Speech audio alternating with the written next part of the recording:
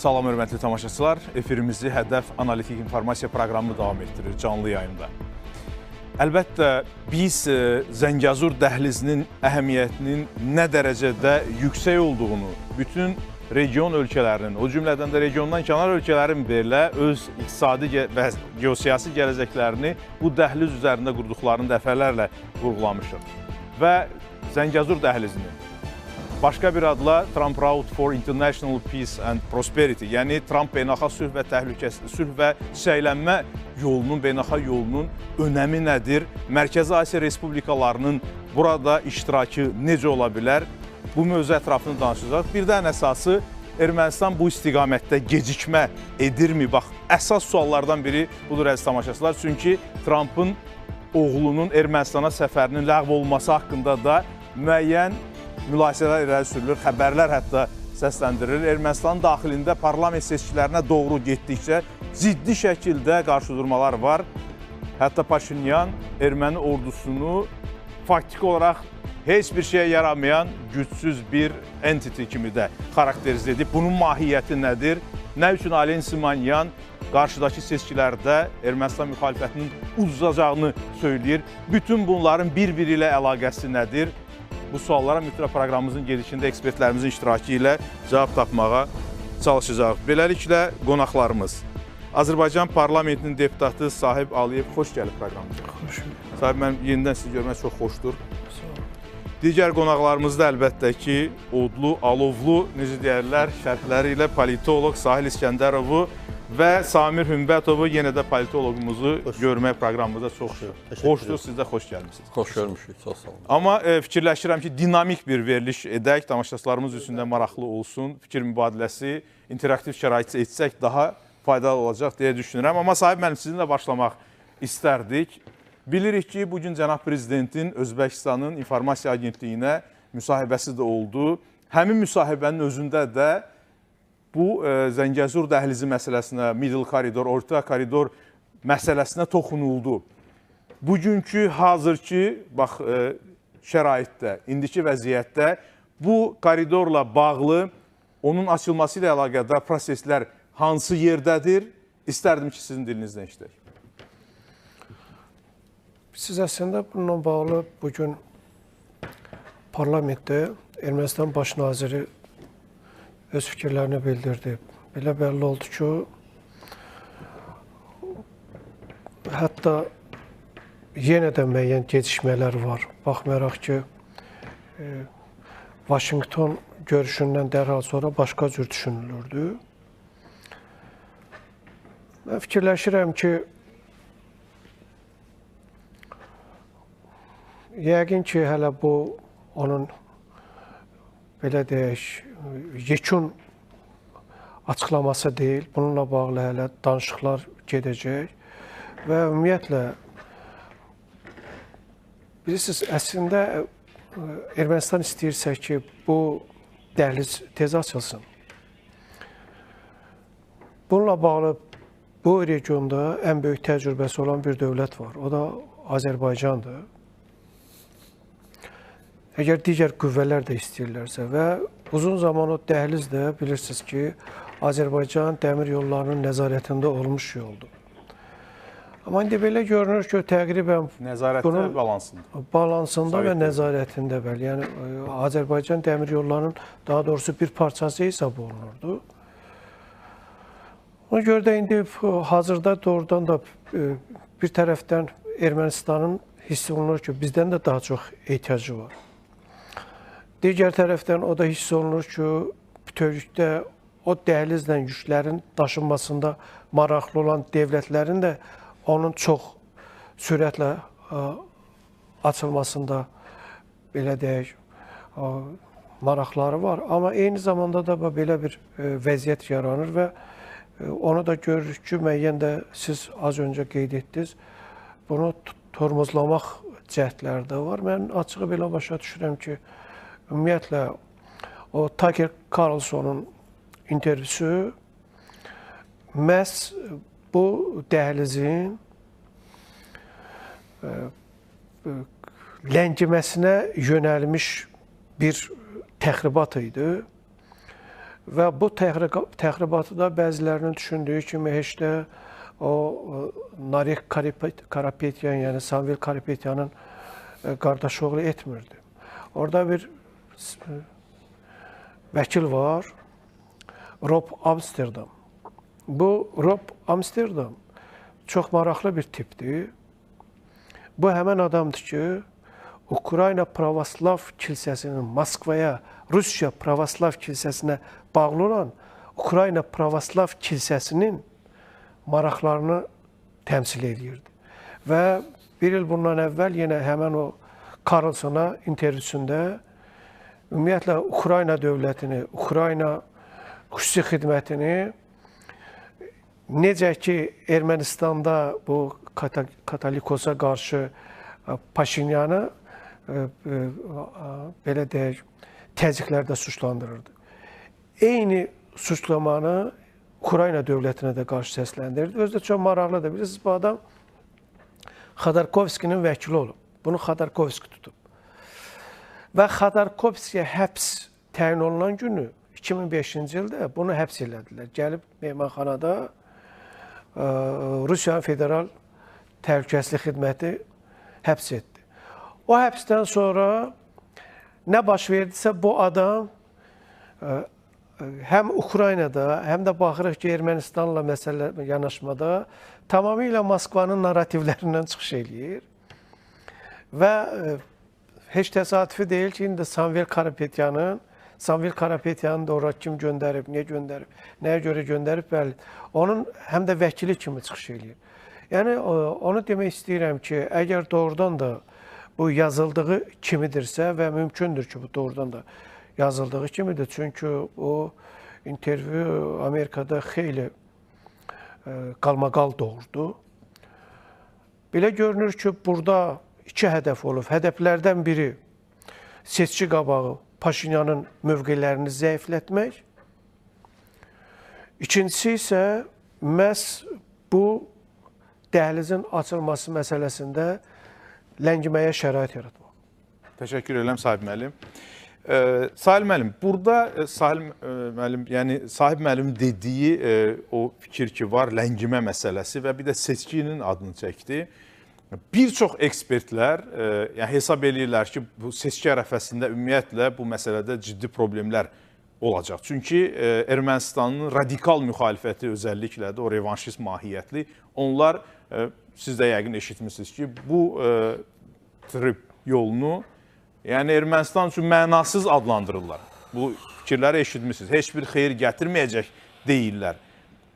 Burada gedən mübarizənin mahiyyəti nədir və seçkilər yaxınlaşdıqca ümumiyyətlə bu məsələlərdə yaranan problemlər bütövlükdə Cənubi Qafqazdakı gedən proseslərə, indiki proseslərə nə dərəcədə təhdidvari təsir göstərə bilər? Təhdid bilirsiniz necədir? Təhdid o demək deyil ki, təhdid mütləq reallaşmaya da bilər. Bilirsiniz, belə deyək də, odlu təhlil, belə obrazı desək, odlu təhdid var, soyuq təhdid var. Yəni ki, təhdid heç də həmişə toqquşmaya gətirib çıxarmaq açıq-aşıya döyüş meydanında. Amma pərdarxası oyunlar gedə bilər. Gəlmişən hörmətli Sahib müəllim, mən tam razıyam. Elə mən bu günləri o xəbəri oxuyan kimi ki, dünən gecə oxuyan kimi ki, kiçik Donald Trump, oğul Donald Trump gəlmir Ermənistana. Çünki ondan qabaq böyük bir açıqlama verilmişdi bu gələcəyi ayın 12-sində. Elə o dəqiqə barmağımı dişlədim ki, yaxşı, indi bu Tucker Carlson'un güya ki, bu erməni apostol kilsəsi, belə deyək də, orada yazmır məhz erməni apostol kilsəsinin rəhbərinə, yəni ki, ümumiyyətlə təmsilçilərinə, din xadimlərinə orada. İndi yaxşı, durma tutma bu Tucker Carlson'un nəyinə lazım idi elə bu görüş ərəfəsində, bu səfər ərəfəsində. Özdə ikinci bir tərəfdən Sahib müəllim dedi, amma Sahib müəllim elə yerə gəlmişsən, Tucker Carlson'un özü də həmin o vəkildən heç də geri qalmır. Yəni, yeri gələndə onun özünün də bir Rusiya ilə Putinin özünə bir böyük üstün rəğbət bir oyunlar gedir. Tamamilə düz deyirsin. Ümumiyyətlə, onlar düet kimi çıxış edirlər. Yeri gəlmişkən, Ukrayna dövlətinə qarşı iddiada da bunlar yenə də bu Bob Amsterdam intervyunu Tucker Carlson'a verir. İndi əməsində istəyir Bob Amsterdam olsun, istəyir Tucker Carlson olsun. Yaxşı, siz belə xristiyan, belə təəssübkeşsizsə, yaxşı. Onda bir zəhmət çəkin, elə özünüzün yerliniz, profesor indi məhrum o Samuel Wims var idi, onun bir şeyi vardı, Ermənistan 2. terrorçu xristiyan dövlətinin tarixi. Bir onu oxuyun da yaxşı. Onu ki heç kim demir. Onu ki sizin öz Amerikalı professorunuzdur. Bütün araşdırmalar əsasında ortaya qoyur ki, və o baxımdan niyə görə mən deyirəm onu oxuyun? Elə ta ki, üzr istəyirəm, elə Samuel Wims də həmin əsərdə, həmin kitabında bir mənalı şəkildə erməni təcavüzkarlığının arxasında, başında, nə bilim, bütün planların cızan qüvvənin məhz erməni apostol kilsəsi olduğunu açıq-aşkar göstərir. Yaxşı, indi onlara, əgər onlar əsl xristiandırsa, yəni bax, indi həmin o durma, tutma, oturma, durduğun yerdə bu, belə deyək də, o videonun, o verilişi çəkən, o verilişi ortaya çıxardan, Karlson olsun, digər olsun, başqası olsun. Yaxşı, siz xristianlığın təəssübünü belə çəkirsiniz. Yəni, siz əslində demək istəyirsiniz ki, istənilən bir xristianı qorunmaq üçün sırf terrorçuluqla da məşğul olmaq olar. Deməli, siz bunu belə deyək də təbliğ edirsiniz. Məsələ bundadır. İkinci bir tərəfdən. Yenə də Sahib müəllimə istinad edəcəm. Qeyd elədi burada. Əslində, bilirsiniz necədir? Bu yol açıq, bilirsiniz necə, artıq kör-kör görgür. Artıq açıq-aşkar görünür ki, bu bizdən də çox, digər ölkələrdən də çox. Bu elə Ermənistana lazımdır. Ermənistan əgər Azərbaycanın təcrübəsindən yararlanıb, özü üçün bir nəfəslik açacaqsa, əslində o yol, bax, indi bir ara deyirdilər ki, məsələn, o vaxtda Ermənistan çətin vəziyyət olanda İran, məsələn, onun üçün bir nəfəslik idi, buydu. Əslində, Ermənistan üçün əsl nəfəslik, bax, budur, Zəngəzur dəhlizidir. Hər tərəfə çıxışdır və ikinci bir tərəfdən, siz Azərbaycanın etdiyi jestləri gördünüz də, Azərbaycan nəinki Qazaxıstandan, hətta Rusiyadan bunu, Rusiya baş nazirinin mavini Averçuk açıq şəkildə bəyan elədi ki, bəli, Azərbaycan hətta öz dəmir yolu vasitəsilə bizim Ermənistana yüklərimizin daşınmasına da yaşıl ışıq yandırır. Da bundan artıq Azərbaycan neynəməlidir? O ki, qaldı əlbəttə ki, Paşinyan hökumətinin özü, belə deyək də, bir növ o zindanla çəkiz arasında qalıb. Belə deyək də, qabaqda seçkilər var, indi bunlar istəyirlər mövqələrini dayandı. Amma ikinci bir tərəfdən Paşinyan hökuməti iki başlı oyun oynamağa da məcburdur. Başqa yol yoxdur. Bunun başqa çıxış yolu yoxdur. Çünki niyə? Şimaldan güclü təzyiq var, qərbdən də güclü təzyiq var. İndi qərb bir növ o təzyiqini göstərib, müəyyən nəticəyə nail olub. İndi artıq şimaldan təzyiq var. Əlbəttə ki, burada geosiyasi maraqların mübarizəsi gedir. Əlbəttə ki, mən bunu dəfələrlə bu suya demişəm. Amerika Birləşmiş Ştatları ümumilikdə qərbdə, yəni də Amerika Birləşmiş Ştatları qərbin ümumi qərbin lideri kimi son illərdə həqiqətən də Rusiyanın nüfuzunu Ermənistanda xeyli zəiflədi. Əhəmiyyətli dərəcədə zəiflədi. İndi bir növ belə deyək də, bu Zəngəzur dəhlizi də bəlkə də indi belə deyərdim, ola bilsin sonuncu deyil, mən düşünürəm, bəlkə də ən sonuncu amillərdən biridir ki, Rusiya orada öz mövqeyini qoruyub saxlasın və əlbəttə ki, müxtəlif yollarla, mütləq deyil ki, Rusiyanın özü bu işi görsün. Onun o qədər o, yaxşı bir söz var, deyirlər, bu dəbli son vaxtlar, deyir o faydalı əbləhlər.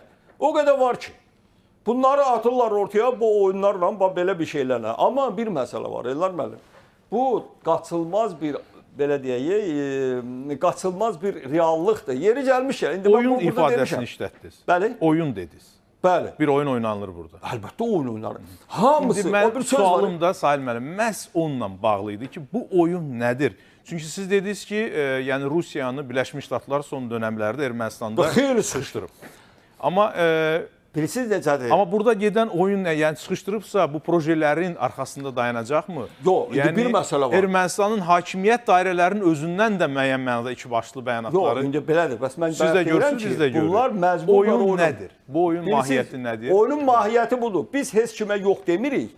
Hadisə, yəni Ermənistan tərəfdən danışıram, Ermənistanla bağlı danışıram. Biz heç kimə yox demirik, hər iki tərəfindən. Yenə deyirəm, burada da təəccüblü bir şey yoxdur. Bu ənənəvi erməniçilik ideoloqlarının ənənəvi gedişləridir, taktikasıdır. Biz heç kimə yox demirik, indi görək də axırda vəziyyət gəlib hara çıxar. İndi görək nəticə nə olar, hadisələr necə olar. Məsələ burasındadır ki, amma yeri gəlmişən Ermənistan hökuməti tərəfindən, baxın. İndi orada mən bildiyimə görə hesablamışlar ki, deyəsə 460 milyon dollara yaxın pul tələb eləyir həmin yolda. O bərpası, elə deyəsə mən oxumuşdum. 400 milyondan çoxdur. Amma maraqlıdır ki, Ermənistanın gələn il büdcəsində o pul salınmıyor bu xərc. Gələn büdcəsinə o salınmıyor bu xərc. Deməli, Ermənistan gözləyir ki, bunu Amerika tikəcək. Amerika eləyəcək. Amerika bu kiminsə razılaşmalarda da o var. Hə, amma indi bir məsələ var. Yəni Amerika özəl şirkətləri bununla bərabər artıq 2 gündür ki Paşinyan parlamentdə çıxışlarında ya keçdiyi brieflərdə fəxrlə deyir ki, biz Ermənistana indi silah aldı. Erməndən soruşurlar ki, bu qədər pul necə olub? Deyir, hə, deyim də sizə. Deyir, əslində demək düzgün, amma deyirəm, silah almışıq.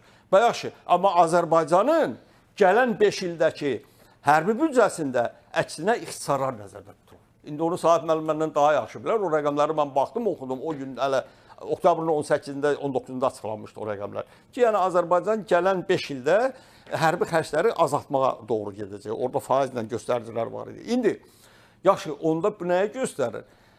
Regionda sülhün və əməkdaşlığın tərəfdarı kimdir? Azərbaycan, hərbi xərclərini də azaldan Azərbaycan, yoxsa hərbi xərcləri də artırıb, amma o dəhlizin tikisinə pul harmayan Ermənistan. Bəli, Salih müəllim, orada yəni Paşinyan dediyi o idi ki, 8 milyard kredit götürmüşük deyildi. Yəni, dəqiqliyi ilə qoyub biz ədalət naminə hər şeyi. Yəni, problem deyil, mən bir söz demirəm. Necə deyərlər, informasiyanı tam dolduğu şəkildə dediyi kimi 8 milyard kredit götürməyə məcbur olduq. Çünki deyir ki, bizə verilən yəni miras, ordunun mirası əslində dəmir-dümür parçalarına ibarət edir. Tam mənasıyla bu cürdə ifadə eləyir. Burada Salih müəllim, gedən oyunu siz necə görürsünüz? Sizin pəncərənizdən bu necə görünür? Və Trumpın evladının, kiçik Donald Trumpın Ermənistana gəlməməsi hansı mənaya gətirib çıxarır?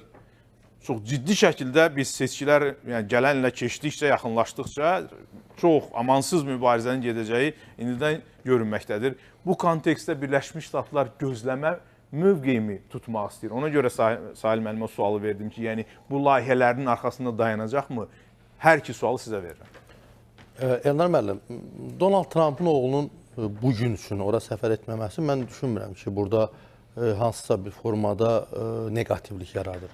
Böyük ehtimal ki, indi olmasa da fevralda, martda da səfər edə bilər və seçkilər, mən hesab edirəm ki, hətta onlar daha çox seçki qabağı dövrdə səfər etmə imkanını həyata keçirə bilər ki, bu da əslində seçkidə bir növ Paşinyan və komandasına bir dəstək xarakterdə daşıya bilər. Bu bir. İkinci bir məsələ. Niyə biz bugün düşünürük ki, Ermənistandakı seçkilər, yəni parlament seçkiləri əhəmiyyət daşıyır? Çünki bu seçkilər yalnızca Ermənistan daxilində müxalifətlə iqtidarın seçkisi deyil. Bu həm də Qərblə Rusiya arasında gedən geosiyasi mübarizənin nəticəsini ortaya qoymuş olacaq. Son 3 ildə, xüsusən son 4 ildə biz görürük ki, Qərblə Rusiya arasında regionlar uğrunda mübarizə gedir, amma səssiz mübarizə gedir. Birinci nədir? Təbii ki, Rusiya-Ukrayna müharibəsi... Cənab Lavrovun adından yəni belə bir bəyanat da səsləndirilmiş ki, Rusiya Qafqaz siyasətində səhvlərini düzəldəcək. Olmuşdu mu belə? Bəli, təxmin ona yaxın bir fikir ifadə edirəm. Nəyə nəzərdə? Tam, yəni Qafqazdan biz yəni geri çəkilməyəcəyik. Dezinformasiya da ola bilər, amma belə bir informasiya... Tam olaraq o formada olmasa da başqa bir formada ifadə edirəm ki, biz Qafqazla bağlı siyasətimizdə müəyyən dəyişiklik eləyə bilərik kimi bir ifadə səsləndirdi. Yəni o əslində nəyə ifadə edirdi? Yəni biz Qafqazda nə Ermənistanı, nə də digər ölkələri itirmək istəmirik kimi, amma artıq necə deyirlər, poyuz gedib artıq. Yəni qatarın geri dönüşü olmayan bir prosesin içindədir. Erməni ekspertlər biraz fərqli danışırlar amma təbii ki, indi biz onun üzərinə gələcəyik. Birinci məsələ başladı Rusiya-Ukrayna müharibəsi. Artıq Rusiyanın Ukraynanın müharibəyə qatdıqdan sonra, yəni artıq bu prosesə gedən sonra Qərb strategiyası nəyə hesablandı? Burada Rusiyanın başını mümkün qədər qatmalıyıq. Eyni zamanda Cənubi Qafqazda prosesləri öz xeyrimizə dəyişməliyik. 30 ildən artıq davam edən Qarabağ məsələsində Amerikanın bu cür mövqe göstərməsi, Trumpın şəxsən özünün iştirakı ilə, Amerikanın birbaşa təminatçılığı ilə bu məsələnin 8 avqust sonra bitməsi əslində bir növ Amerikanın başçılığı altında Qərb koalisiyasının Cənubi Qafqaz siyasətində artıq mövqeyini dəyişib başqa bir strategiya tutduğunu da göstərir. Eyni zamanda bu yaxında bilirsiniz ki, Amerika Birləşmiş Ştatları ilə Mərkəzi Asiya ölkələri arasında münasibətlərlə bağlı xüsusi bir açılım siyasəti həyata keçirməyə başladılar. Xüsusən də Mərkəzi Asiya ölkələri, Qazaxıstan, Özbəkistan, Türkmənistan, Qırğızistan, hətta Tacikistan da bura qatmaqsa, Tacikistan çox qatılmaq istəmir. C5+1 belə deyək formatındakı bu artıq Amerikanın yeni bir strateji hədəfi idi. Ora qatılmağa hədəflənən bir strategiya tutmağa başlayır. Yəni ki, Qərb açıq şəkildə Rusiyanın müəyyən regionlardan sıxışdırma siyasətinə keçir. Amma təkcə Rusiyanı orada sıxışdırmadı. Eyni zamanda yaxın şərqdə də bu prosesi həyata keçirməyə başladı və bugün də Suriya prezidenti Əhməd Əşşaranın Amerika səfəri də bunu göstərir ki, deməli O sizin sözünüzə qüvvət 17 milyard dollarlıq sənəd imzalanıb. Ay son. Yəni bu nə deməkdir? Bu Həmin o demək ki, görüşdə. artıq bəli, Qərb Rusiya ilə açıq mübarizəni göstərir. Düzdür, Rusiya Cənubi Qafqazdan çəkilmək istəmir. Yəni maraqları var orada. Amma bu istəmək başqa, reallıqlar başqa. Reallıq dəyişibdir və investisiya paketi bilirsiniz nə qədər təklif olunur? 100 milyard dollar. yəni bu Birləşmiş böyük bir Ştatlar rəqəmdir. Bu o deməkdir ki, artıq Amerika Birləşmiş Ştatları təkcə bir regiona fokuslanmaq istəmir. Sadəcə mən düşünürəm ki, Rusiya-Ukrayna müharibəsi Rusiyanın başını Ukraynada qatmaqla digər regionlarda Qərbin müxtəlif strateji hədəflərini həyata keçirmək üçün bir vasitədir. Bu aydın görünür. Ermənistan seçkilərinə gələndə isə mən düşünmürəm ki, açığı Ermənistan müxalifəti bu seçkilərin qalib olur. Düzdür, mübarizə gedə bilər. Böyük ehtimal ki, Rusiya Ukraynada etdiklərinin səhv olduğu hissəsini düzəltməyə çalışacaq. Yəni bilirsiniz ki, Ukraynadakı müharibəyə girəndən sonra artıq Rusiyalı ekspertlərin bəziləri deyirlər ki, biz orada müharibə apardığımızda gərək biz buranı yumuşaq güclə alardıq. Yəni ki, daha çox maliyyə vəsaiti ayırmaqla cəmiyyəti əlimizə alardıq və siyasi partiyaları özümüzə çəkərdik. Böyük ehtimal ki, indi Ermənistanda bu strategiyanı həyata keçirməyə çalışacaqlar. Amma Qərb axı bunu tətbiq eləyir. Ona görə də mən düşünmürəm ki, Qərb artıq Ermənistanda əldə etdiyi üstünlüyü Rusiyaya orada uduzaq. Yəni bu imkanı Rusiyaya tanıyacaqlarını düşünmürəm. Bu birinci məsələ. İkinci bir tərəfdən. Amma acı bir təcrübə də var da. Var, amma hər nə qədər Suriya olsa... mövzusunda xatırlayırsınız da, yəni Təbii. Birləşmiş Ştatlar son anda hansı addımlar atmışdı. Aydın, amma bu məsələ... Biz həqiqətləri danışırıq. Ona görə xalqımız daha aydın bir məsələ yaddan çıxmalı prosesləri deyil ki, görsün. Amerika Birləşmiş Ştatlarının dünyada ikinci ən böyük səfirliyi hardadır? Ermənistanda. Yəni, onun üçün o əhəmiyyət daşımasaydı, çünki Ermənistan o baxımdan stratejidir ki, Amerika Birləşmiş Ştatları üçün bir tərəfində İran var ki, nəzarət imkanını əldə saxlayır.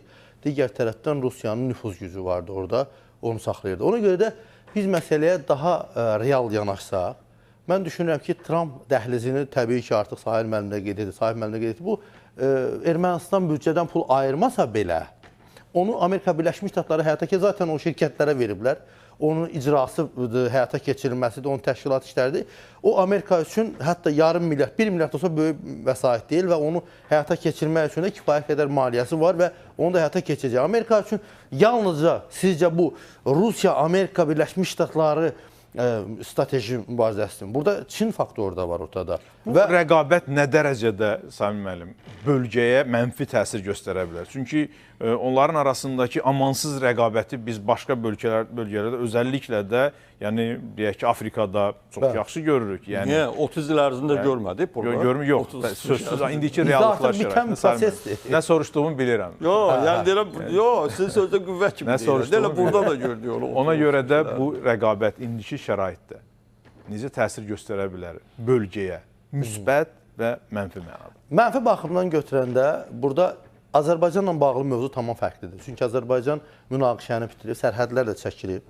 Bizim üçün məsələ bitibdir və sülh paraflanması da gedib. Yəni, qarşıda bizi Ermənistanla yeni bir sülh müqaviləsinin yekun aktının imzalanması gözləyir. Və mən düşünürəm ki, həm də Azərbaycan prezidentinin yürütdüyü çox şaxəli diplomatik gedişlər bu prosesi bizdən uzaq durur. Amma bir məsələ var ki, bu Ermənistan daxilində qarşı durmaya gətirə bilərmi? Cəmiyyət, dövlət və yaxud da ki, müxalifət dövlət arasında hansısa bir gərginlik yaradarmı? Və nəzərə almaq lazımdır ki, bugün Ermənistan ordusunda hələ də Rusiya meyilli qüvvələr qalmaqdadır və onların ciddi təsir imkanları var ki, hakimiyyəti müəyyən mövqelərə təsir edə bilsinlər. Bunu da son nəticədə Rusiya görünür ki, saxlayır. Bu bir. İkinci bir məsələdə Rusiyanın 102-ci bazası hələ də Ermənistandadır. Bax, bu da ciddi amildir. Digər bir tərəfdən Gürcistan amili var. Bilirik ki, Gürcistanın iki ərazisi bugün faktiki olaraq Rusiyanın işğalı altındadır. Abxaziya və Cənubi Osetiya. Ona görə də bu məsələdə bu yeni münaqişə kimi, yəni dondurulmuş münaqişələr ki var, qalan köhnə, onları qızışdırma ehtimalı Cənubi Qafqaza gələ bilər. Amma bu da çox da ciddi effekt verəcəyini düşünmürəm. Çünki artıq Rusiyanın əvvəlki imkanları yoxdur bunu etmək üçün. Bəli. Əvvəlki potensial yoxdur əlində. O potensial olsaydı, zaten Ermənistan-Azərbaycan arasında sülh müqaviləsinin paraflanması mümkün olmazdı. Əgər bu baş veribsə, demək artıq o imkanlar əldən gedib. o zaman ola bilərdi ki, hə, Rusiya təsir imkanını saxlamaqla Ermənistanı Azərbaycanla sülh masasına imkan verməzdi. Bugün artıq nəyi biz danışırıq? Biz danışırıq ki, Ermənistan qarşıdakı dövrdə parlament seçkilərindən sonra referenduma gedəcək. Referendumda o müəyyən maddələr ki var, deyək ki, müstəqillik aktının paraflanması hissəsində orada çıxarılacaq hissələr var, hansı ki, Azərbaycan ərazisindən bağlı iddialar var. Onlar çıxarılandan sonraki mərhələdə artıq yeni müqavilənin, yəni sülh müqaviləsinin yekun aktı imzalanacaq deyə mən bunu çox əminliklə ifadə etmək istəyirəm. Çünki hər şeyi əminliklə ifadə etmək olmur. Amma bu məsələ önəmlidir. O baxımdan düşünürəm ki, risklər o baxımdan ola bilərdi ki, qalsaydı. Amma bölgəyə müsbət mənada burada çox ciddi iqtisadi imkanlar, yeni platformalar, təhlükəsizlik arxitekturasının qurulması, gələcəyə dair yeni kommunikasiya xətlərinin və kommunikasiya imkanlarının artırılması mümkündür ki, bu da növbəti sualınız olarsa onu cavablandırır. Bəli. Sahib müəllim, biz yəni nəyi görürük Ermənistanda? Özəlliklə də Paşinyanın bugün verilən bəyanatlarında var ki, Ermənistan müxalifəti ümumiyyətlə agent mahiyyətlidir. Bu cürdə bəli, təsir. Bu cürdə ifadə edib.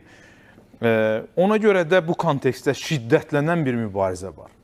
Bu mübarizə, sualın həm də mahiyyəti budur. Bu prosesə necə təsir göstərə bilər və Birləşmiş Ştatlar bunu görüb, erməni xalqı öz iradəsini ortalığa qoysun, sonra mən bu prosesə daha ciddi müdaxilə edərəm. Bu mənaya mı gəlir? Və cənab Lavrovun Rusiyanın Xarici İşlər Nazirinin dediyi sözü də təsadüfən demədim, səsləndirmədim burada. Bütün bunlar arasında hansı bağlılıq var və bu rəqabət bizim bölgəmizə eyni sualı verirəm. Müsbət və mənfi mənada hansı təsir göstərə bilər? Bilirsiniz, deməli, Woodrow Wilsonun bir törəmələri içərisində bir ünsür var Birləşmiş Ştatlarda. Donald Wilson Bush, familiyası Bush da olsa, amma Wilsonun törəmələrindəndir. O, Hay Milli Assambleyasının prezidentidir. Və məqsəd də budur ki, ümumiyyətlə oradakı bütün o hay diasporalarının hamısını bir araya gətirmək. Və belə deyək, bu haylardan çox hay kimi görünməyə cəhd edilən ünsürlərdən biridir. Samaşəçilər Sahib müəllim erməniləri, yəni əsl tarixi adları ilə adlandırır. Bu günlərdə o yenə İrəvanda peyda olmuşdu və ona əks qütbdə olan mediadan sual verirdilər ki, siz necə fikirləşirsiniz? Bu Paşinyan niyə kilsəni bu dərəcədə gözdən salır? Axı biz ilk xristian dövlət olmuşuq, elə olmuşuq, belə olmuşuq. Bu nə zərbədə vurulur və bunun axırı necə olacaq? Amerika buna necə seyirci qalır? Onun cavabı bilirsiniz nə oldu? Onun cavabı belə oldu ki, bu mübarizəni məhz Amerikanın dəstəyi ilə Nikol Paşinyan aparır. Burada söhbət kilsəni gözdən salmaqdan getmir. Söhbət ondan gedir ki, bu sizin kilsəniz uzun zaman əvvəllər Dövlət Təhlükəsizlik Komitəsi ilə Sovet dövründə, indi də Rusiyanın digər strukturları ilə başqa daşıyan, amma yeni mahiyyətli strukturları ilə əməkdaşlıqdadır. Həmən adamlardan təmizləyir. Və eyni zamanda digər həbslərdə məhz Amerika Birləşmiş Ştatlarının dəstəyi ilə baş verir və burada məqsəd, yeganə məqsəd Rusiyanın təsirini Ermənistan üzərində zəiflətmək və aradan qaldırmaqdır. Bax, belə bir deməli intervyu vardı və mən fikirləşirəm ki, bu heç də həqiqətdən çox da uzaq deyil idi. Ermənistan başqalarının cibində idi deyəndə Paşinyan bunu nəzərdə tuturdu. Paşinyan, indi mən onun üzərinə gələcəyəm. Bilirsiniz, açıq şey. İndi biz bayaq deməli... Yeri gəldi, ona görə dedim. Bəli, Trump'ın oğlunun bu gəlməməsi ilə bağlı biraz mövzu keçdi başqa tərəfə. Bilirsiniz, Trump'ın oğlu sabah nə etməli idi? Gəlib, onlarda deməli, Paşinyan Amerika Birləşmiş Ştatlarına səfərdə olandan sonra 53-cü ildən Amerika Birləşmiş Ştatlarında belə bir ənənə var. Dualı səhər yeməyi. Yəni həm dua eləyirlər, həm də səhər yeməyi yeyirlər. Bu mərasimdə iştirak etməli idi. Və həmən o Carlson'un intervyusunda bu məsələyə toxundu Amsterdam. Ümumiyyətlə onları Karapetyan o intervyunun pulunu verməkdən başqa özü də bilmirdi ki, burada nə üçündür. O anlamırdı. Elə bilirdi ki, bu intervyu bütövlükdə bunun əmsinin azad olunmasına həsr olunub. Amma intervyu tamamilə başqa məqsəd güdürdü. Bir mənalı şəkildə Paşinyanın mövqelərini laxlatmağa həsr olunmuş. Və orada Amsterdam dedi ki, indi gedəcəksiniz, o mərasimdə iştirak edəcəksiniz və siz göstərəcəksiniz ki, siz kilsəyə qarşı Paşinyanın yanındasınız. Yəni, bunun səfəri sadəcə təxirə salınıb. O demək deyil ki, o gəlməyəcək. O gəlməyinə gələcək. Amma çox təəssüf ki, Paşinyan üçün deməli, bu əgər səhər yeməyində iştirak etsəydi, açıq şəkildə göstərəcəkdi ki, Prezident Bush, ümumiyyətlə, hazırda Ağ Ev, bu qarşıdurmada bir mənalı şəkildə Paşinyanın yanında. Prezident Trump demək istədim. Üzr istəyirəm, Prezident Trump, bəli. Deməli, bax, reallıq bundan ibarətdir. Deməli, vəziyyət gərginləşir. Vəziyyət gərginləşdiyinə görə də Rusiya da çox açıq şəkildə oynayır. Ona görə də Paşinyan da artıq hamının bildiyi həqiqəti, özünün də çoxdan bəlkə də uşaq vaxtından bildiyi həqiqəti, o deyir, 7-ci sinifdə mən qoşulmuşam Qarabağ hərəkatına. O 7-ci sinifdə qoşulandan başa düşürdü ki, bu Qarabağ hərəkatının başında duranlar kimdir, hardan təlimat alırlar. İndi açıq şəkildə deyir ki, bəli, bunlar hamısı təsir agentləridir. Və onu da... Xarici dövlətlərin təsir agentləridir. Xarici dövlətlərin deyir təsir agentləridir və sonra yavaş-yavaş gəlir ki, bu xarici dövlət məhz Rusiyadır. Açıq şəkildə ad çəkmir. Tam eyham vurur ki, deməli 2018-ci ildə də, 19-da da, 20-də də, 21-də də bizim ordu da onun kontrolundaydı və orduda ümumiyyətlə suveren iradə mərkəzi yox idi. Yəni, oradan nə baş verəcəkdi, kimin iradəsi ilə, kimin diktəsi ilə hərəkət edirdi. Deyir, biz texnikanı kimdən alırdıqsa, hərbi texnika, onların da iradəsi ilə hərəkət edirdi. Biz onların cibindəydik. Yəni, burada heç Rusiyanın adını çəkməyə ehtiyac yoxdur ki. Əvvəl elə deyir ki, bəzi dövlətlərin, sonra da açıq şəkildə deyir ki, bəli, bunlar Rusiyanın təsir agentləridir. Həm o, həm deməli, əleyhinə çıxış edən 3 prezidentin üçü də eyni zamanda da kilsə və Paşinyan heç də belə deyək, çox həqiqətpərəst biri kimi tanınmır, amma indiki halda demək olar ki, tamamilə doğrunu deyir və açığı proseslərin gedişi də göstərir ki... Sahib, mən sualıma yenə qayıtmaq istəyirəm. Gözəl təhlil edirsiniz, ona görə də müdaxilə etmədim. Yəni, Birləşmiş Ştatlar gözləmə mövqeyimi tutur. İndiki şəraitdəki erməni xalqı iradəsini göstərsin. Təkcə Birləşmiş Ştatlar deyil, Rusiyanı deyirsiniz. Ondan sonra biz hərəkətə keçəcəyik. Bilirsiniz, əgər Birləşmiş Ştatlar gözləmə mövqeyi... Çünki bəzi ekspertlər belə də deyirlər ki, oğul ona görə gəlmədi ki... Xeyr, oğlu sadəcə o mərasimdə iştirak etmək istəmədi.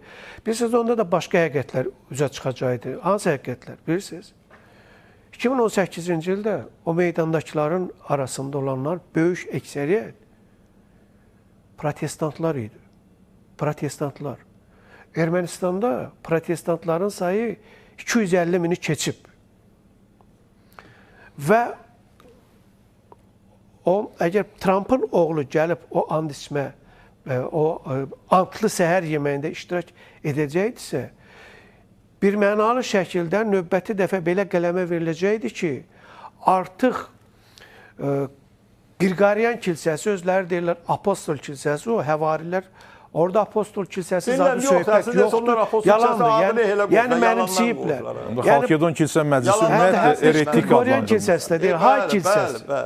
Bu hay kilsəsi məlum olacaqdı ki, bunlar Amerika Birləşmiş Ştatları istəyir ki, ümumiyyətlə Onun bir hakimsəsi tarixi əsası da var da. Mövqeyini zəiflədib tamamilə Protestantlar bu kilsəni protestantlarla tanımırlar. Eretik deyirlər. Yəni kafir kilsə Onlar deyirlər. monofizitdirlər Xalq edən də, kilsə bəli, məclis qərarları var. Bəli, söhbət Ondan mı söhbət gedir indi? Bəli, söhbət ondan gedir. Ona görə iştirak etmədi. Amma bu o demək deyil ki, Trump əl çəkə bilər gözləmə. Nə hansı gözləmə mövqeyi?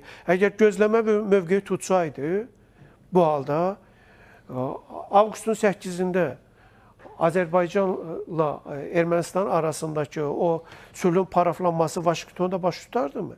Əgər gözləmə mövqeyi tutsaydı, Mərkəzi Asiya dövlətlərinin rəhbərləri dəvət olunardımı? Bilirsiniz, bunlar hamısı bir-birinə bağlı proseslər. Yeri gəlmişkən siz cənab prezidentlə bağlı deyil. Siz fikir verin. Mərkəzi Asiya dövlətlərinin liderlərinin Vaşinqtona səfəri öncəsi Azərbaycan prezidenti cənab İlham Əliyev Qazaxstana səfərdə idi. Səfərdən sonra, səfər bitdi, onlar qayıtdılar. İndi Azərbaycan prezidenti cənab İlham Əliyev Özbəkistana səfərdədir və səfərdə olacaq. Və istəyirəm burada bir məsələni də xatırladım.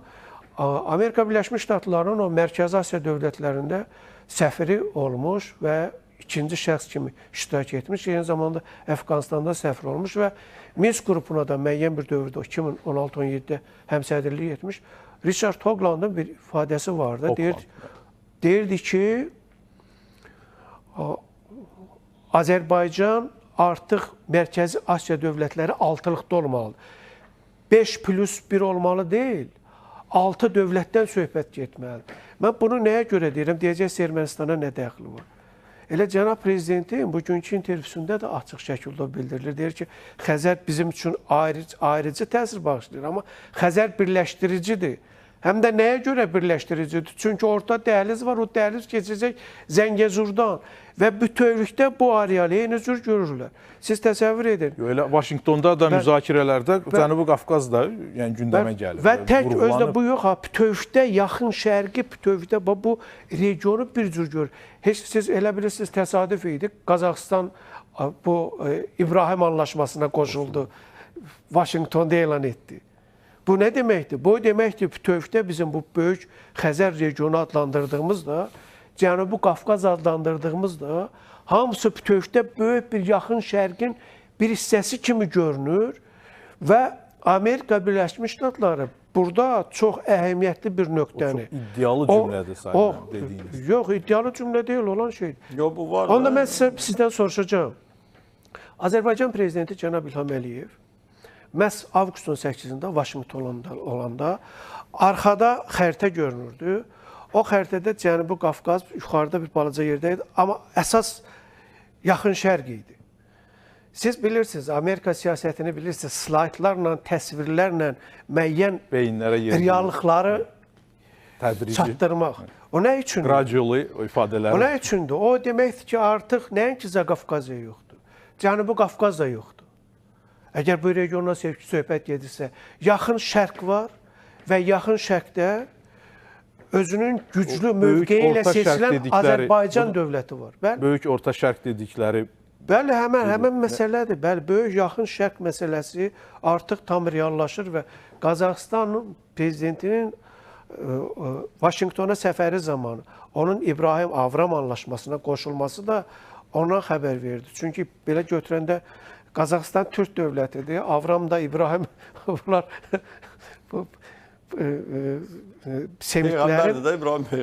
Semitlərin bu birliyi olmalıdır, amma bir Türk dövləti də gəlir ora qoşulur. Bu deməkdir ki, region böyüyür və dini anlamda var. Və bu regionun içərisində İbrahimi dinlərin yeni dünya düzənində sülh şəraitində yaşaması mənasına gəlir. Bilirəm, amma əslində indi bu Avram uşaqları, İbrahim uşaqları bu anlaşma ilk növbədə onun üçün. Məlumat üçün dedim sadəcə. Bəli, bilirəm. Amma bütövlükdə götürəndə, yəni ona gəlirəm ki, əgər Amerika Birləşmiş Ştatları bu cür qlobal bir vizyon ortaya qoyursa və Zəngəzur dəhlizinə, daha doğrusu Zəngəzur dəhlizinin o Ermənistandan keçən hissəsinə, Qərbi Zəngəzurdan keçən hissəsinə öz adını verirsə, qətiyyən və qətiyyən Amerika Birləşmiş Ştatları bu məsələdə gözləmə mövqeyi tuta bilməz və prosesləri də öz axarına buraxmaz.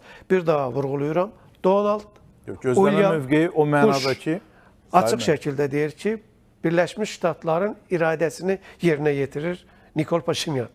amma gözləmə mövqeyi, yəni bugün yenə deyirəm, bir sıra yəni bu gün və bir neçə gündə artıq təhlillərdə, qərb təhlillərində bunu da görürdüm ki, yəni onlar deyirlər ki, erməni xalqının iradəsinin nəticəsinə uyğun yeni siyasətini müəyyənləşdirəcək. Bu ifadəni də görürük. Zaten onlar bilirlər. Bu nə deməkdir? Erməni xalqının İradəsini ha vaxt soruşar olur. Seçkiləri Erməni nəzərdə xalqının tutulur. Onlar iradəsi bilirlər olsa nə deyirsiz, olacaq ümumiyyətlə, sonucu. Mən demirəm, onlar deyir. ümumiyyətlə, hay toplumunun iradəsi tamamilə ortadadır.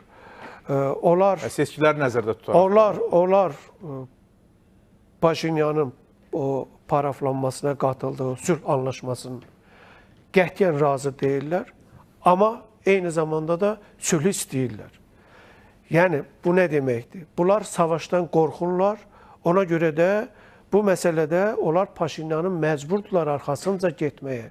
Paşinyan daim onu vurğulur və yeri gəlmişkən bizim noyabrın 8-də keçirdiyimiz hərbi parad bu baxımdan çox böyük, mənə elə gəlir ki, onların reallığı dərk etmələri üçün dəstək oldu. Siz fikir verdinizsə, ondan sonra Paşinyan tez-tez ürək şəkilləri qoyur. Göstərir, bilmirəm, o məsələ paraddakı reallığa sevgisini göstərir ya necə, amma Artıq başa düşür da. məsələ burasındadır ki, növbəti Erməni müxalifətinin dili ilə danışırsınız. növbəti dəfə ayırdılar ki, Hətta bəziləri dedi ki, Xeyr. Paşinyan Bakıdakı paradda iştirak etmək istəyib. Və yaxud da onun üçün Gəlsin də. Məsələ Özür ifadələr burasındadır işlədirlər. ki, Paşinyan çox, mən fikirləşirəm ki, çox naxaq yerə onların o Sərkisyanla Köçəryanın onunla bağlı ritorikasına cavab verdi. Cavab vermək lazım deyil. Çünki parad hay xalqına bütün reallığı göstərdi ki, Paşinyan Türk agenti olduğu üçün, Türkdən dönmə Stata olduğu baxar üçün. Sahib müəllim, Paşinyan görək nə deyir, davam edir. Verirsiniz ekrana, redaktor xatırlatdı. Nə deyib Paşinyan elə? Sünikdə, yəni bizim Zəngəzur bölgəsinin, Qərbi Zəngəzur tarixi adı ilə onu nəzərdə tutur. Tramp marşrutunun hissəsinin tikintisi 2026-cı ilin ikinci yarısında başlayacaq. İlin sonuna qədər plan tərtib ediləcək və layihənin bütün təfərrüatları təsvir ediləcək. Bunlar da 2026-cı ilin birinci yarısında təsdiqlənəcək. Amerika Birləşmiş Ştatları prezidenti Donald Trump'ın komandası yaxın şərqdəki digər layihələrlə də yüklənib, lakin Ermənistan müəyyən edilmiş müddətlərə riayət olunmasına nail olacaq.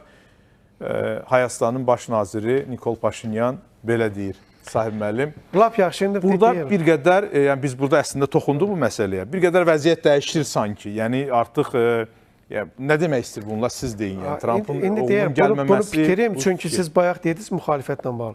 Yəni bu hərbi parad göstərdi ki, əslində Nikol Paşinyan son dərəcə praqmatik addım atıb, praqmatik hərəkət eləyib.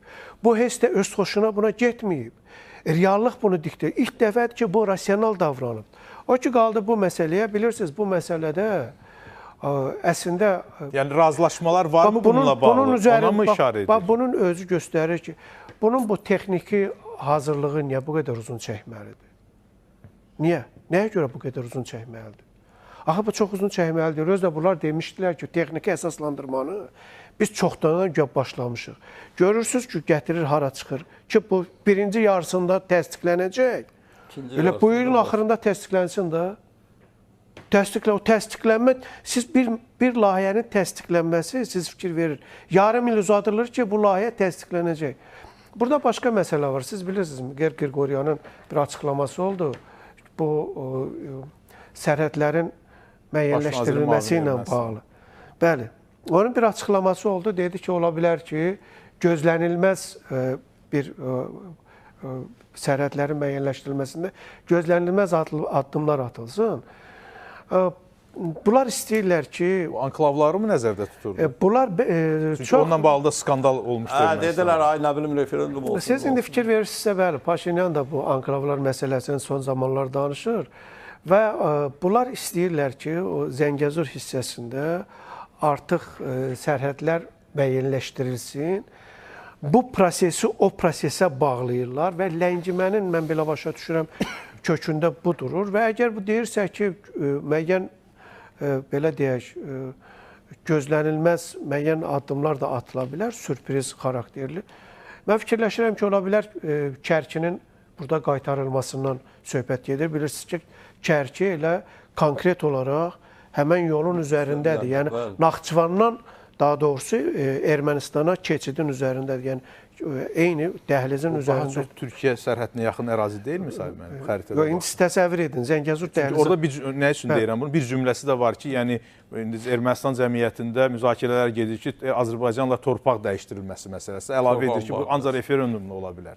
Bunu mu demək istəyirsiniz Sahib müəllim? Çox ehtimal ki, onlar yəni Miqer Qriqoryanın açıqlamasından belə başa düşülür, amma indi başqa bir reallıq var. Biz sadəcə Naxçıvandan hələ Sovet dönəmində Naxçıvandan 657 kvadrat kilometr ərazini vermiş, daha doğrusu verməmiş, ya əlimizdən alıb veriblər, Ermənistana Moskva veribdir. Və burada indi bu ərazi mübadiləsi söhbətidir və nüvədini. Yəni mən Naxçıvanınkini deyirəm, nüvədi Zəngilanın idi. Zəngilanın bir hissəsi idi. Ən son o kənd verilib. O Naxçıvan hissəsi o Naxçıvandan isə 657 kvadrat kilometr torpaq verilibdir.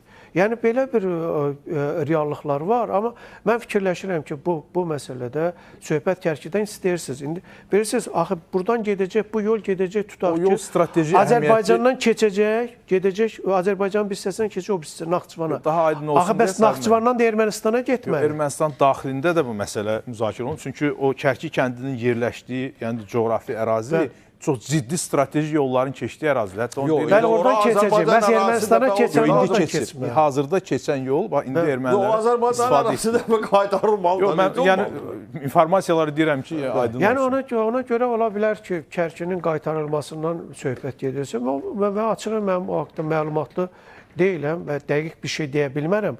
Amma hiss olunur ki, bunların bu ləngitməsinin kökündə duran səbəblərdən biri bu sərhəd məsələləri ilə bağlıdır, sərhədlərin dəqiqləşdirilməsi məsələsi ilə bağlıdır. Burada maliyyə məsələsi deyil, çünki maliyyəni bir mənalı şəkildə onsuz da Birləşmiş Ştatlar verəcək. Özəl şirkətləri verəcək, elə deyilir. Biz əslində ölkəmizin rolü haqqında da yəni istərdim ki, bir qədər də ətraflı danışaq. Çünki bizim dövlətimizin və onun liderinin bir fikri var ki, yəni bu proseslər bizim iradəmizdən kənarda cərəyan edə bilməz. Bu bir mənalı şəkildə, hələ də indiki reallıqlar şəraitində. Sahib müəllim, gedən proseslərdə bizim ölkəmizin və onun liderinin bu mövqeyi nə dərəcədə yəni gələcəyə həm də təsir göstərmiş olacaq bütün bunların və X bir şəraitdə hər hansı bir risklər yaranarsa, bizim ölkəmizin Azərbaycan Respublikasının atacağı addımlar nə ola bilər? Bir məsələ var, Elnar müəllim. O qədim bir söz var, deyir ki, o köhnə kişilər deyirlər, deyir, haqq nazirlər üzülməz. Baxın da, bayaqlar o siz deyəndə mən dedim, yəni o mübarizə aparan qüvvələr elə burada o poligonu elədilər də bir 30-35 il. Yəni onların maraqlarının toqquşması imkan vermirdi Qarabağ problemi, qondarma Qarabağ problemi həll olunsun. Axırda Azərbaycan əl qolunu çırmadı, öz elədi bunu. Əlbəttə ki, böyük güclərin istənilən bir bölgədə maraqlarının göstərdiyi maraqlarının toqquşması heç də o bölgə üçün yaxşı heç nə vəd etmir. Amma Azərbaycan prezidenti, Azərbaycan həmişə, mən bunu bir neçə dəfə demişəm, əslində o Saul Cohen'in belə deyək də, belə bir nəzəriyyəsi var. Dünyada o bir neçə, təxminən bir 20 bölgədir ki, onları açar qapılar adlandırır. Həmin açar qapılardan biri məhz Cənubi Qafqazdır. Məhz orada da Azərbaycan mərkəzli rol oynayır. Açar qapılar deyəndə Saul Cohen nəyi nəzərdə tutur? Yəni biri var, bölgələr var ki, orada böyük dövlətlər rəqabət və mübarizə aparırlar, toqquşmalar aparırlar. Amma bu açar regionlar, açar qapılar rolunu oynayan regionlar, 20-də onlardan biri Cənubi Qafqazdır. Sırf orada Azərbaycanı göstərir. Onlar əslində daha çox böyük güclərin qarşılıqlı əməkdaşlıq meydançası kimi böyük töhfə verə bilər dünya. Təsəvvür edin, bunu Amerikalı göstərsəsidir. Saul Cohen neçə il bundan qabaq, 30-40 il bundan qabaq bunu qoyub ortaya. Məsələ burasındadır ki, baxın, Azərbaycan prezidentinin indiyə qədər hələ biz Qarabağ hələ münaqişəsi, hələ belə deyək də o bir növ o közəlləyən halda olanda Azərbaycan prezidenti həmişə nə təklif edir? Hamıya qarşılıqlı iqtisadi səmərəlilik əsasında qarşılıqlı belə deyək də əməkdaşlıq. Özdə nə deyib həmişə? Deyib ki, biz hamının maraqlarını nəzərə almağa hazırıq, amma heç kimin maraqları Azərbaycanın maraqları hesabına reallaşdırıla bilməz.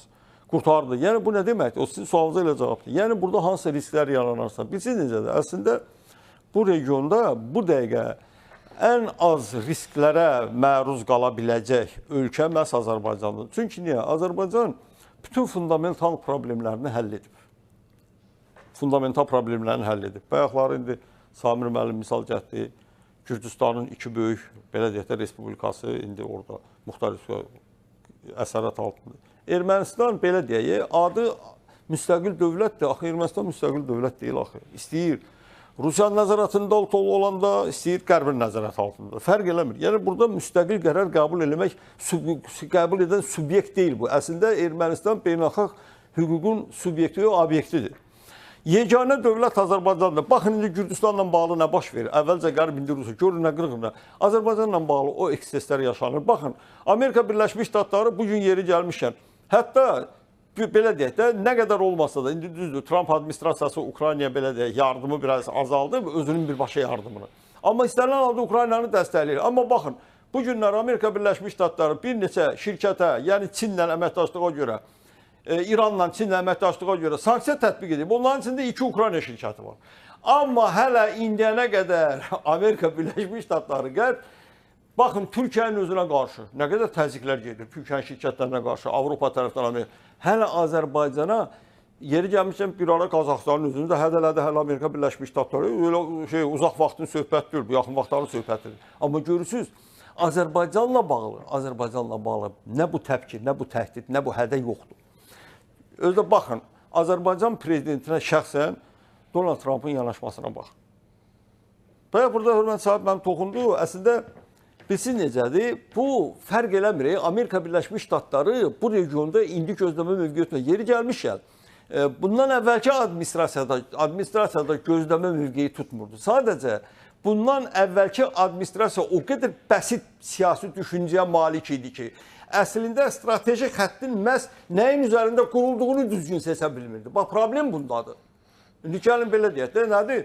Biden administrasiyası bəyəm Rusiyanın Ermənistanda mövqeyini, Cənubi mövqeyini zəiflətməyə çalışmırdı.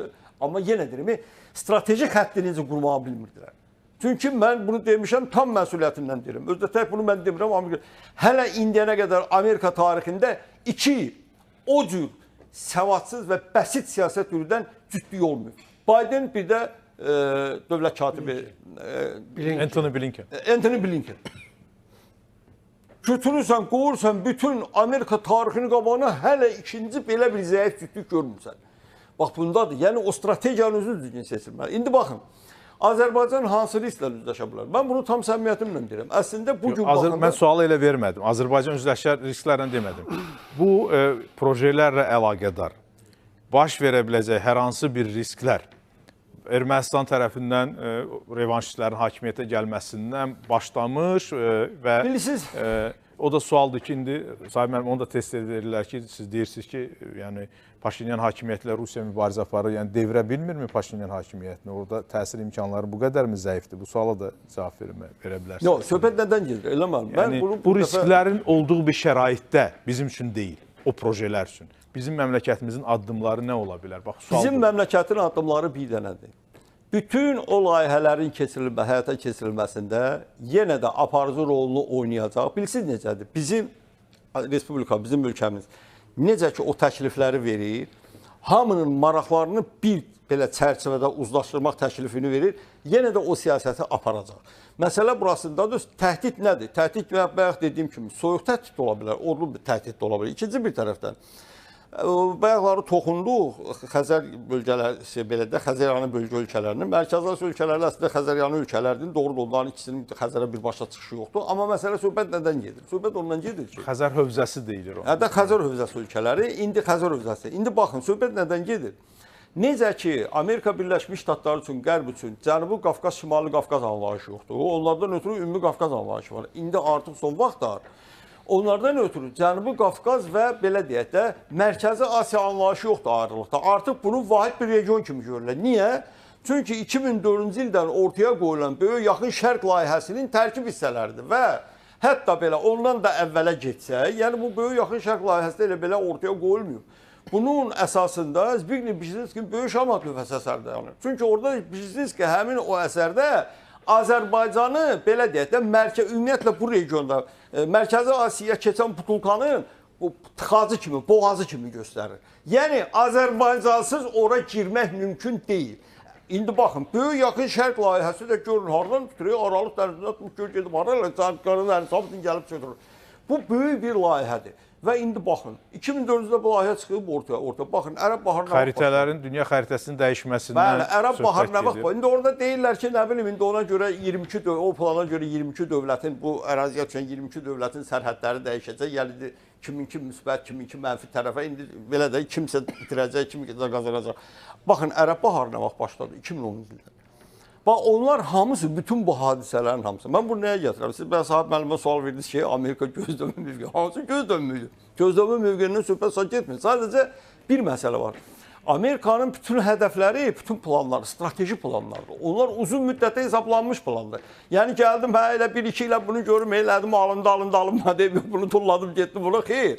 Ola bilər bəzən kənardan baxanda bu məsələn Əfqanistandan çıxdı Amerika Birləşmiş Ştatları. Sizcə bu belə deyək də elə xaotik qaçış idi. Axırı onların hamısı hesablanmış. Elə görünürdü axı. Hamısı hesablanmış şeylərdir onlar. İndi o baxımdan. Bu qədər silah sursat Talibana qaldı da indi. O qaldı.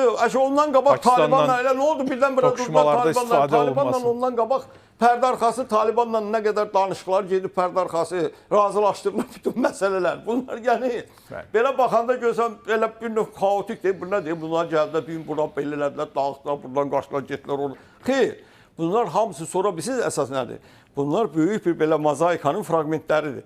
Burada belə Sayın addımımız nə olacaq? Addımımız bir məsələ olacaq. Əgər bu risklər yaranarsa, bu tarixi əhəmiyyətli projelər üçün ki, hansı ki sadəcə bizim bölgəmiz deyil, dünya üçün əhəmiyyətlidir. C5, C5 plus formatı haqqında dediniz və indi də Mərkəzi Asiya ölkələrinin Məşvərət Şurasının 7-ci toplantısındakı bizim liderimizə iştirak edir. Yox, siz indi bu təhlükəni hansı şəkildə ki, müharibə olacaq regionda? Regionda müharibə olası deyil. Regionda müharibə olası deyil. Mən təhlil edə bilərəm, amma sizə buraxıram. Yox, ikinci bir tərəfdə Rusiya olsun. İndi bax, biz toxunuruq, bizdə çox deyirlər. Rusiya bu dəqiqə, bayaq Samir müəllim dedi. Suallardan biri də odur ki, yeri gəlmək yenə təkrar edirəm, ekspertlər müzakirə edirlər. Rusiya Paşinyan hakimiyyətini devirə bilmirmi? Bax, bu əgər ciddi şəkildə aralarında narazılıq varsa, əsas suallardan biri də budur. İndi əsas biz hər şey açıq danışırıq. Digər suallardan biri də var da.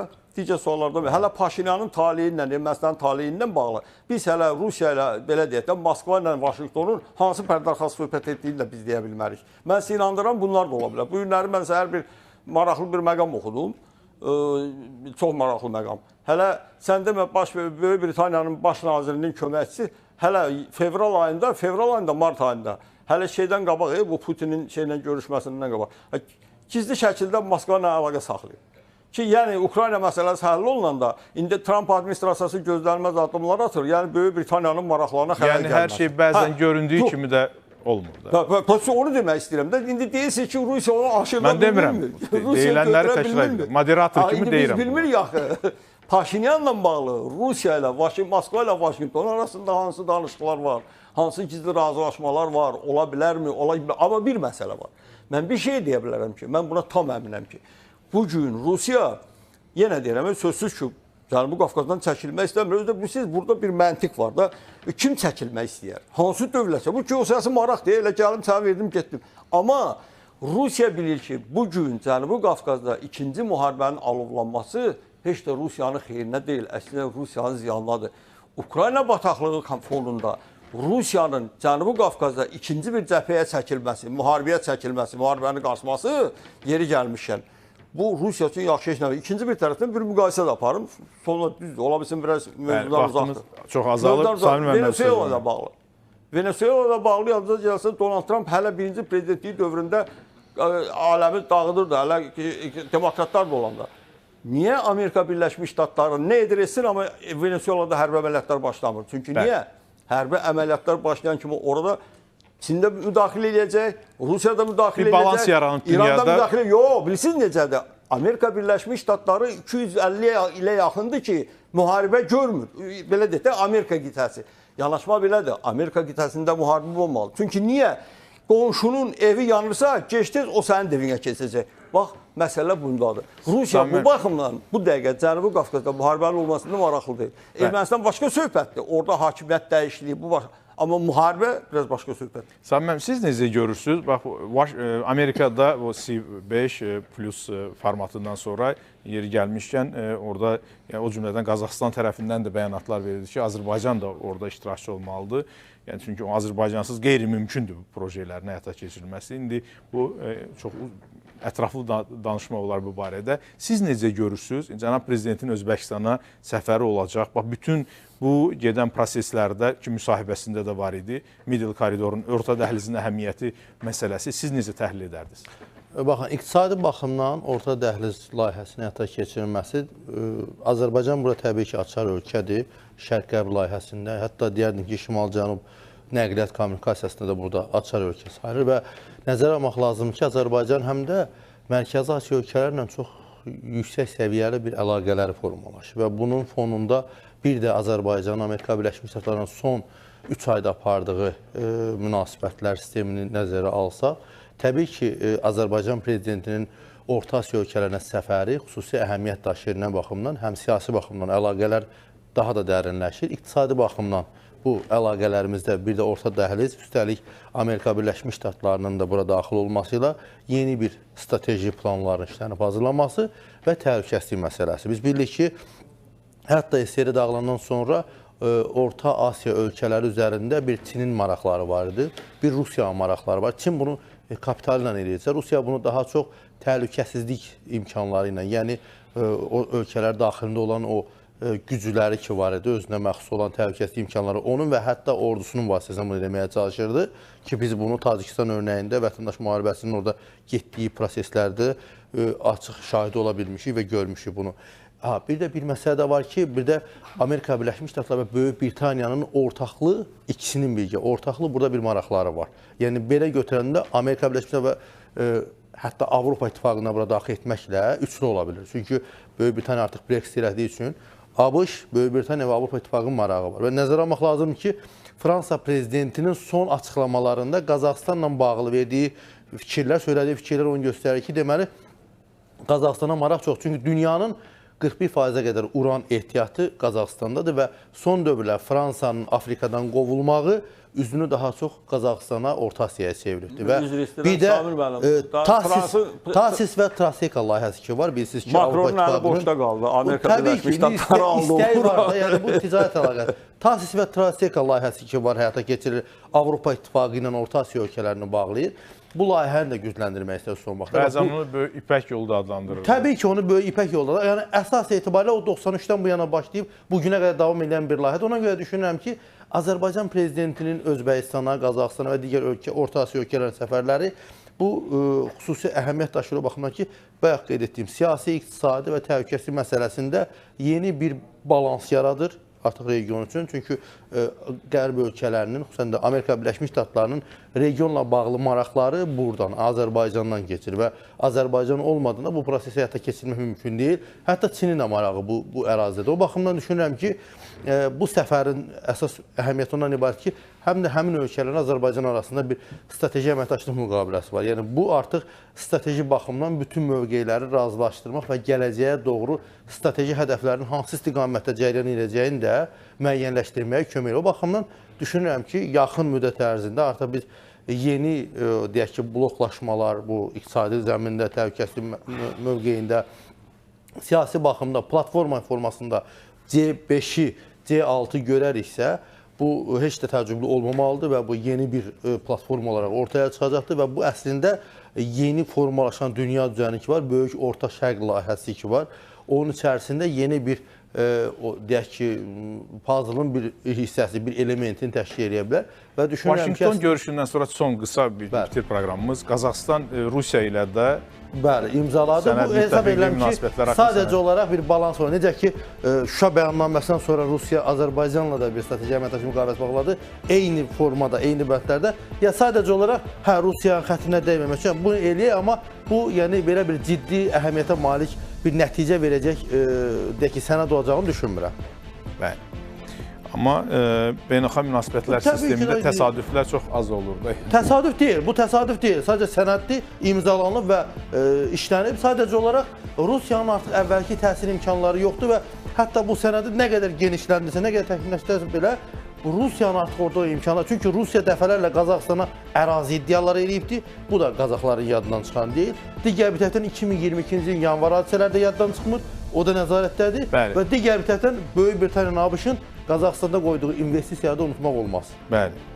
Təşəkkür edirəm sizə Samir Ümbətov, bizim politoloq, beynəlxalq münasibətlər üzrə mütəxəssis, parlamentimizin deputatı Sahib Aliyev və Sahil İskəndərov, sizə də təşəkkür edirəm politoloqumuz. Sahib mənim sizə də Sağ olun, özəlliklə maraqlı oldu. Əziz tamaşaçılar, bütün bölgəmizlə bağlı gedən geosiyasi, siyasi, hətta iqtisadi oyunlar haqqında bu müzakirələrdən düşünürəm ki, tam aydın mənzərə yarada bildik sizin üçün və bütün bu oyunların fonunda əlbəttə ki, bizim ölkəmizin nə dərəcədə həlledici təsirlərə malik olması artıq göz qabağındadır. Ona görə də həm Qərbdə, həm Şərqdə keçirilən mühüm tədbirlərə ki, ən sonda Özbəkistanda baş tutacaq, bizi dəvət edirlər. Sadəcə dəvət etmək üçün deyil, fikrimizi soruşub onun əsasında siyasət qururlar deyərək proqramımızı yekunlaşdırırıq. Sağ olun, gecəniz xeyrə qalsın.